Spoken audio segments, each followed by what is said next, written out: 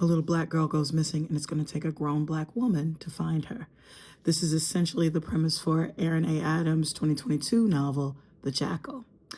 The protagonist is Liz Roche. She has moved away to the big city from a small Pennsylvania town, and she hasn't looked back in years. Does she have everything that she wants? No. She has money. She has an apartment. She does not have a stable relationship and hasn't had one for a very long time. But she doesn't want to go back home either. She has her mother and she has a best friend who she hasn't talked to really in years. And she has a whole lot of bad memories. But her best friend calls her. She's getting married. So, of course, she's going to be her bridesmaid. So Liz reluctantly goes back to her small Pennsylvania town. And in doing so, a lot of the old memories, a lot of her old insecurities start to bubble up. And then the unthinkable happens.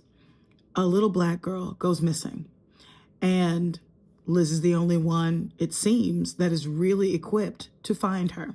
And in trying to find this missing black girl, she ends up remembering one of the reasons why she felt like such an outcast in the past. Because another little black girl in the 80s disappeared. And as she goes back down that terrible memory lane of that particular disappearance, she begins to learn and find that there are many different missing black girls whose pasts maybe aren't the most squeaky clean, but whose parents, whose mothers still grieve their loss. This book is it's a quick read. There's an audiobook version and there's a hardback version.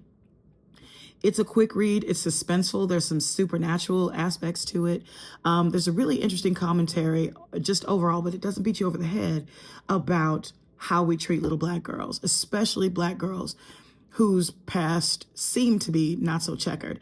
And even Liz herself and all of her insecurities and all the things that make up who she is, she's confronting all of that in an effort to, number one, save this little black girl in the present day, as well as to bring closure to all those missing black girls and their families from years past. It's a great book.